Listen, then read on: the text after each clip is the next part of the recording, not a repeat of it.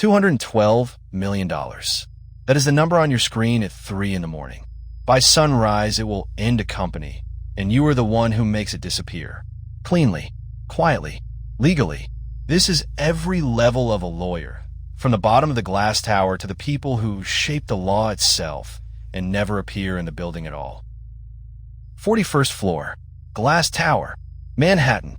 You have not slept in 20 hours, and the filing is due at 6. Your coffee is cold. Your hands are not quite steady. This is the bottom, and everyone starts at the bottom. First year associate, $225,000 a year to read documents, tens of thousands of them. You will not see a courtroom. You will not meet a client. You are not a lawyer yet. You are a machine that bills by the hour, and the meter never stops. You learn to live in 6-minute increments because that is how the firm slices your day and sells it. Every email, every call, every thought is a tenth of an hour with a price on it. You stop asking what your time is worth. The system already decided. 80 floors above you, a man you have met exactly twice makes $8 million a year. He does not know your name.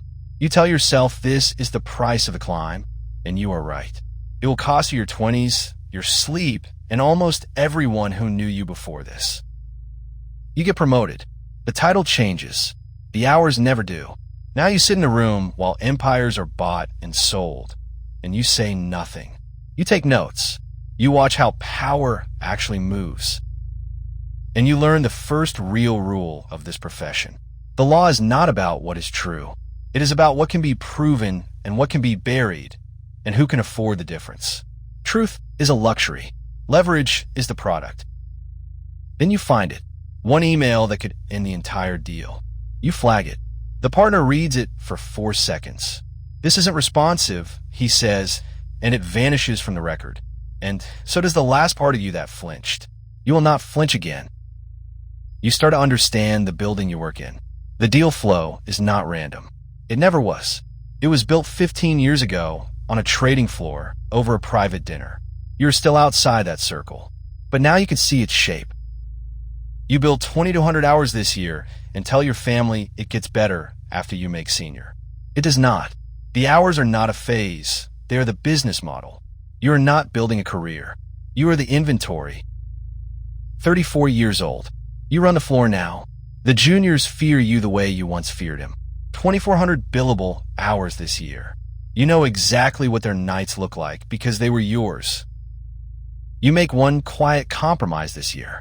Nothing illegal, just a gray little silence, a document that stays where it is. And you sleep fine. That should frighten you. It doesn't anymore. You have learned that conscience, like everything else here, is billable. You stand at the glass and look down at a city that will never know your name. You have traded something away for all of this. You can no longer remember what it was. You only know that it is gone and that it is not coming back. You close your first real matter, a $340 million refinancing. Your name is nowhere in the press release. Your managing director's is. You get a handshake and a spot bonus. You tell yourself this is normal. You're almost right. You watch a senior partner pushed out quietly at 58, 30 years, and the firm replaces him in a week. Loyalty here runs in one direction only, upward and never back down. You make yourself a promise. Never be the one standing still. Partner, your name on the door, on the letter, on the deal.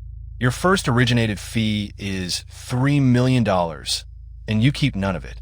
It feeds the firm, but the firm is finally feeding you. You have stopped asking whether it was worth it. That question is for the people below you. Houston, London, Singapore. The decisions that matter are never made in the room with the cameras. They're made over dinner, in a handshake, in a silence. You're learning what leverage feels like. It is quieter than you expected. This year you make one moral compromise. Nothing criminal, a gray zone. You know the acquisition is overpriced. You say nothing. The deal closes. The bank collects $12 million in fees. 6 months later it underperforms, and you do not feel guilty. You feel like you finally understand the rules. You own the middle market mandates now, the recapitalizations, the sell-side engagements. You draft the letter. You negotiate the fee. Your name is on it. It does not shout. It whispers, and everyone at the table leans in to listen. You fly to Dubai for a single meeting and fly home the same night. What matters in this industry is rarely said in a room full of people. It is said in the car, on the way to the airport, by the one person who already knows how it ends. You make equity. You're no longer paid for your hours. You are paid for who answers your call. You have two relationships you protect above everything else. They are not friendships. They are leverage structures wearing the shape of friendship. You know it. They know it. No one says it. You do not practice law anymore. You originate it. You bring in the work, and 100 people below you do it. A $6 billion client takes your call on a Sunday. That is what this level means, not skill, access. And access, once you have it, compounds. You are close enough to the flow of information that your instincts are structurally different from everyone else's. It is not illegal. It is asymmetric. You stopped apologizing for the difference a long time ago. Your fund's first vehicle closes, oversubscribed. Sovereign money, a Canadian pension, family offices you will never meet. Individual deals feel small now. You have started thinking about the system itself and how few hands actually hold it. Now you run the machine, managing partner of the firm or general counsel of something enormous. You do not argue cases. You decide which cases exist, which matters live, and which quietly die. $14 million a year, and most of it is no longer salary. It is a share of the whole. You approve a restructuring. 800 people will lose their jobs in 18 months. You are not the one who tells them. On the board call, you use words like right-sizing and operational leverage. Language at this altitude is insulation. It keeps the cost of a decision from ever reaching the one who made it. You sit on committees that decide who makes partner and who is quietly managed out. You have not felt nervous about a decision in years. You're not sure if that is confidence or numbness. You move on before the consequences arrive. You always do. You restructure a healthcare platform leveraged to the ceiling. The management team absorbs the downside. Your fund keeps the upside. It is legal. It is normal. The company cuts jobs in 18 months, and you read about it in a summary, 2 layers removed on a Tuesday. You leave the firm, where the firm becomes a formality. You sit on boards. A former regulator joins yours, and you join theirs. The door between government and capital revolves, and you're standing in it. You no longer win arguments. You arrange outcomes before the argument is ever made. Geneva, a private dinner. Nothing is written down afterward. A former Treasury official sits on your advisory board, and you pay him to frame your position as policy. You have political access now, not because you sought it, but because the people who fund power answer to you.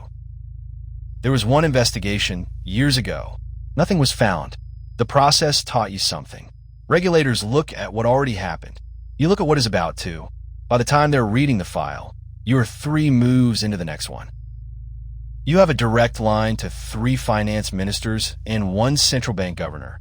As a peer, not a supplicant. You do not lobby. You do not need to. You are already inside the room where the rules are written, and the rules have started to look a great deal like your portfolio. There is a level above the law. You do not break it. You shape it. You advise the people who write it. Sovereign funds, finance ministers, the bodies that draft the frameworks everyone else must obey. When you move, markets move before the announcement is finished. You are the announcement. Your name is on a trust. The trust owns a holding company. The holding company owns positions you will never list. You are technically a private individual. You have not signed a document yourself in years. You make decisions.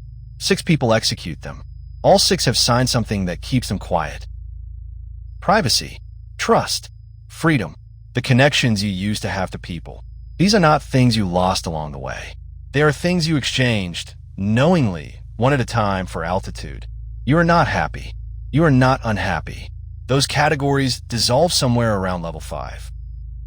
Somewhere far below, a 23-year-old walks into a glass lobby for the first time. He logs in, and he sits very still for a moment. He thinks this is about the money. He is already wrong.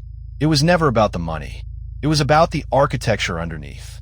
The machine does not stop. It simply finds new people to run it.